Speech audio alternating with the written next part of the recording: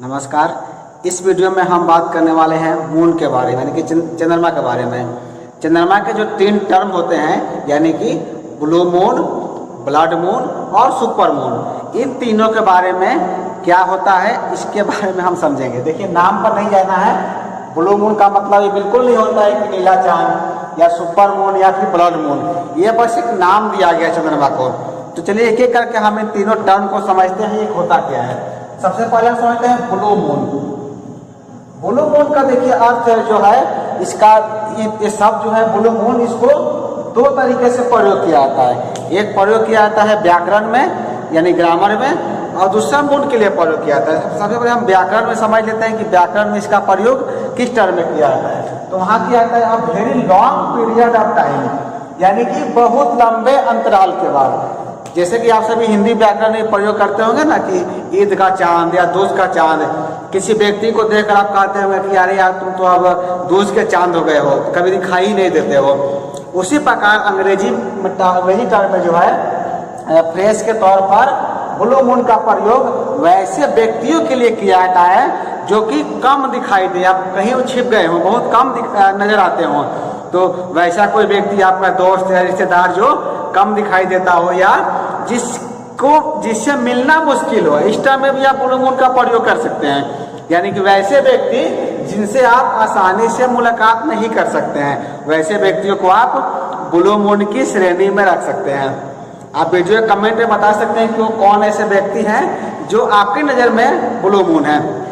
तो एक ये टर्म हो गया, हम ब्लू मून का प्रयोग करते हैं ऐसे व्यक्तियों के लिए जिनसे मुलाकात आसानी से नहीं हो पाती हो, या वैसे व्यक्ति जो कि कम नजर आते हों। ये तो हो गया फ्रेश की बात है।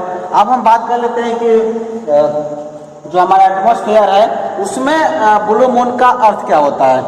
तो हम आप सभी के लिए विकिपीडिया की परिभाषा लेकर आए हैं। विकिपीडिया इसे परिभाषित करते हुए कहता है कि ब्लू मून को जो है हिंदी में कहते हैं नील चंद्र।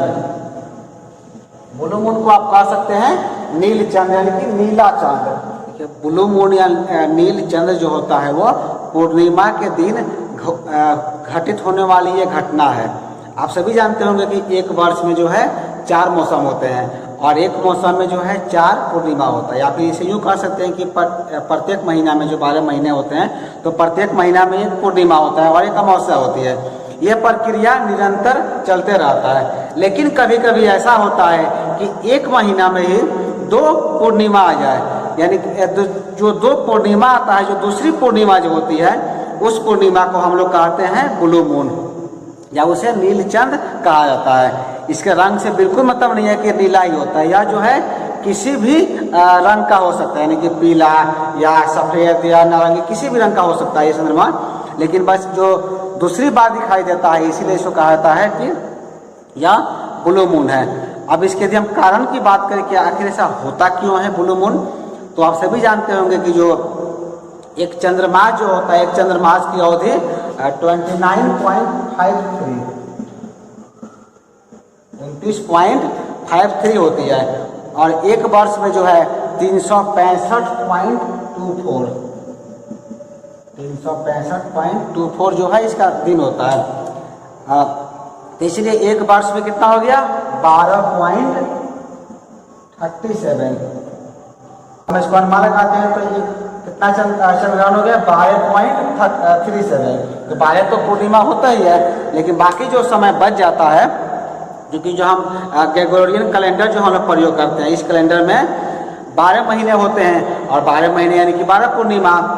लेकिन जो अतिरिक्त 11 दिन होता है वो मिला कह सकते हैं कि कलेक्ट हो गया, फिर वो किसी 2 या 3 साल में एक अतिरिक्त पूर्णिमा आ जाता है।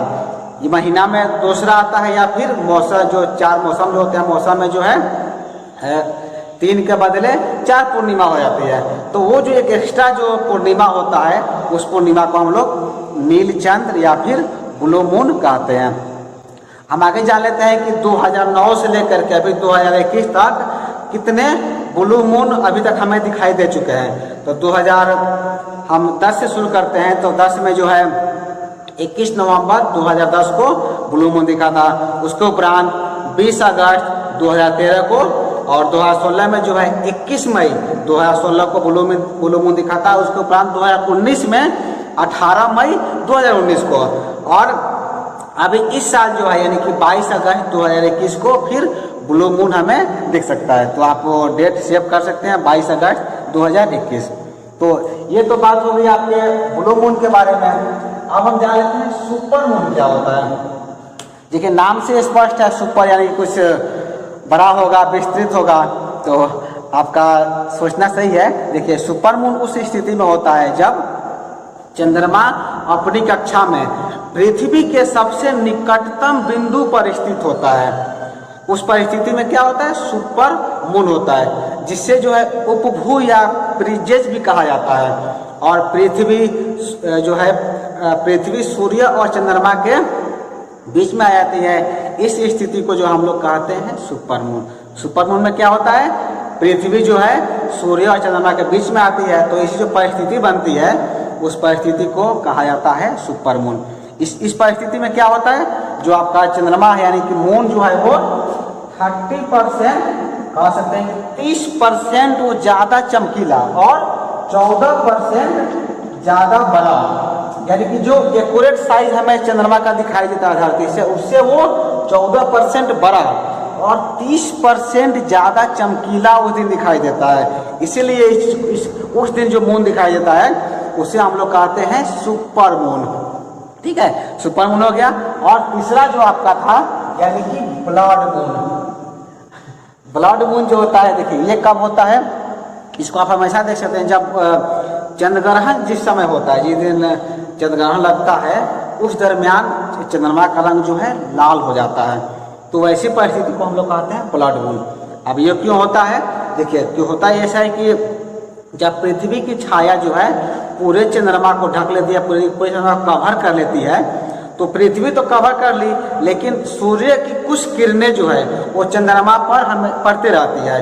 और वायुमंडल में आपके जो है महीन कण और सौर्य प्रकाश के जो वर्णक्रम होता है यानी कि स्पेक्ट्रम जो होता है, उसमें वो नीले घटक को प्रकीर्णित कर देता है, जिसे हम लोग प्रकीर्णन कहा जाता है। इस प्रकार जो है हमारे पास क्या होता है, सिर्फ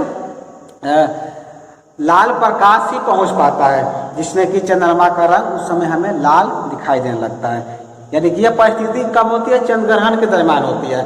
हमारे पास बस उसका सूरज का लाल प्रकाश ही पहुंच पाता है और चंद्रमा हमें लगभग लाल दिखाई देने लगता है। तो वैसी परिस्थिति में जो है जब चंद्रमा वैसे लाल होता है तो हम उसे ब्लड मून कहते हैं।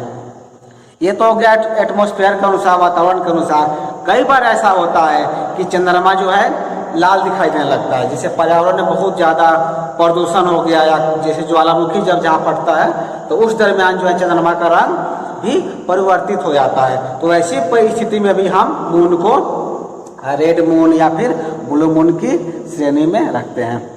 तो आई होप आप समझ गए होंगे नीलचंद्र या ब्लू मून, सुपर मून और ब्लड मून क्या होता है। तो आज के इस वीडियो में इतना ही, मिलते हैं अगले वीडियो में। धन्यवाद।